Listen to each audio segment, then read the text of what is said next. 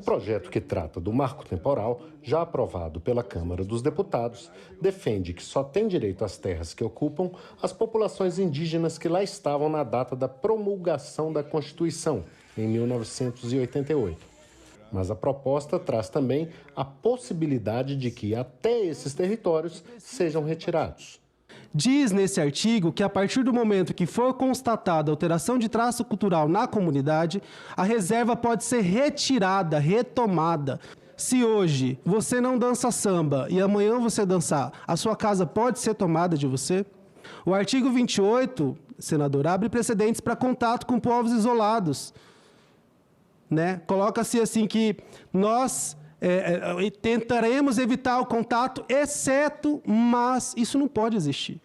Porque ao passo que o artigo 16 delimita a alteração de traço cultural para retomada de terras, o artigo 28 vem liberando o contato a povos isolados. E aí eu quero perguntar aos meus parentes que estão aqui nos assistindo, quando é que nós seremos indenizados?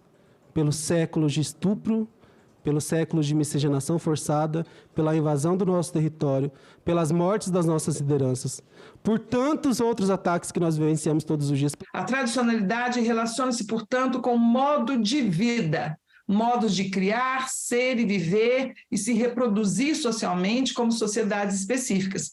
Trata-se de um modo específico de ocupação do território e não um tempo de ocupação. A constitucionalidade do marco temporal foi questionada por quase todos os participantes. Não pode um projeto de lei complementar falar sobre a Constituição.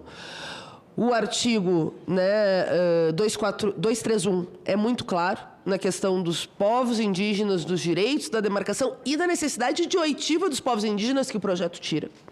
É cruel essa tentativa de legislar, de legitimar a violência histórica contra os povos indígenas.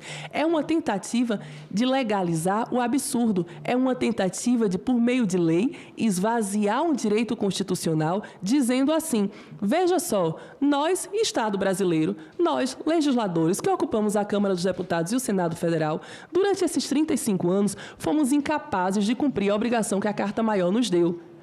Agora vamos cumpri-la? Vamos montar uma força-tarefa para suprir essa lacuna? Não. Vamos tentar esvaziar esse direito. A representante do Ministério dos Povos Indígenas afirmou que o marco temporal é um genocídio premeditado. Eu ouvi falar que se houver demarcação de terra, vai haver derramamento de sangue dentro dos territórios. São ameaças falada dentro desses espaços que deveriam fazer a defesa desses direitos. E ninguém mais importante para proteger o que ainda temos de natureza, de meio ambiente, do que nossa população indígena, povos originários que podem sim sobreviver. Agora, desmatar, encurralar essas pessoas, isso é criminoso, gente. Território para os povos indígenas é muito mais do que um pedaço de terra, senador. Quando nós estávamos na Câmara dos Deputados e os deputados urravam e comemoravam que passou o PL 490, aquilo nunca doeu tanto, sentimento de dor, porque a gente chorava naquele momento enquanto eles comemoravam. Mas eles comemoravam por dinheiro, eles comemoravam por terra. Nós chorávamos pela vida que estava se perdendo ali na nossa frente. O marco temporal para nós é 1500.